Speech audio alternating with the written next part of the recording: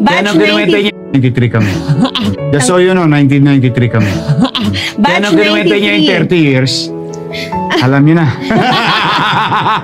Magka-batch kami. Yes, sabay kaming in-introduce. 1993, February. Oo, grabing sa Araneta Coliseum. Oo, sa Araneta. Magandang gabi sa inyo. Iba kinanta natin noon. Pero ang ang partner mo noon si Bamba. Yes. Oo, ako si DJ Durano nung in-introduce.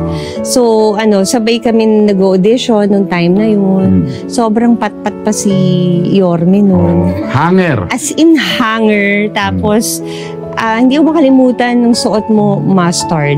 Mustard na long sleeve. Na galing kay Daddy Wawi. Na maluwag sa'yo. Tapos, na parang mukhang hiniram mo lang. Oo, kasi nga kay Daddy Wawi. Kay Daddy Wawi yun. Pero, in fairness, sabi naman